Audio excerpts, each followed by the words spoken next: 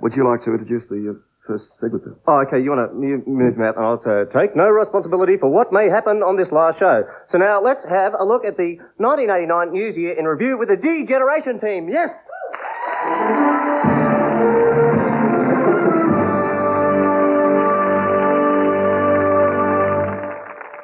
Thanks, Ray. And what a year it's been.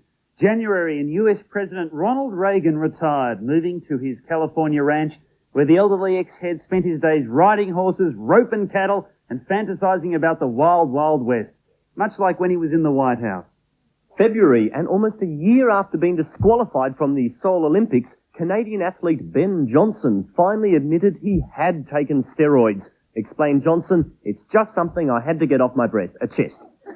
March, and the cargo door of a United Airlines 747 blew out over the Pacific.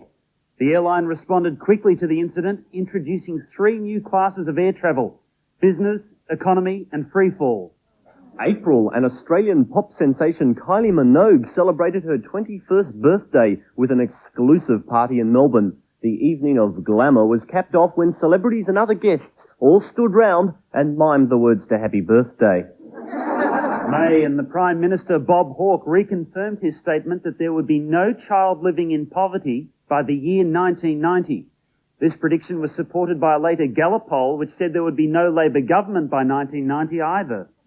June saw a battle for Liberal Party leadership, with Andrew Peacock emerging victor after winning the traditional selection process. Apparently when the music stopped, he got to the chair first. July, and Britain was rocked when glamorous call girl Pamela Bordes alleged she'd spent the night with a member of the royal family.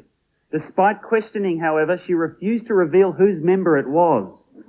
August, and the movie Evil Angel, starring Meryl Streep and Sam Neill, was named Film of the Year. This moving saga, of course, tells the story of Lindy Chamberlain and her never-ending battle to get off the cover of the Australian Women's Weekly. September, and the Liberal Party finally released its long-awaited tax policy. Andrew Peacock apologised for the delay, explaining we kept running out of butcher's paper, coloured crayons, sticky tape. October, and a 56-year-old man was found alive after being trapped beneath a freeway for 5 days in the wake of the San Francisco earthquake. In a sad footnote to that story, however, the man, a Mr. Buck Helm, was later issued with a parking ticket. Also in October, a triumphant John Howard was asked back onto the front bench. Apparently he was talking too much up the back and the speaker wanted to put him somewhere where she could keep an eye on him. November, and dozens of international Formula One drivers gathered in Adelaide to celebrate the completion of the world's largest open-air car wash. The Grand Prix was held at the same time, with Belgian Thierry Boutsen emerging victor in a Renault twin-hulled catamaran.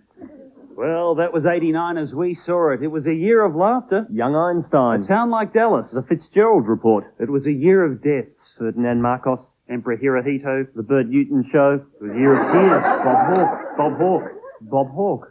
It was a year of comebacks. Daryl Summers came back with new faces. So did Hazel Hawke, really? Yes, apparently. And sadly, it was a year of hatred towards the Communist Party in China, towards the Korean government, but most of all towards the fellow who gave me this parking ticket outside Channel 9 this morning. And you saw it all on the Midday Show. $40, you kidding? Yeah. Well, where do you park? Round the back of spot, Smoky Martin. Oh, yeah. Back to you, Ray. Yeah. Martin? The D-Generation. That was the year that was.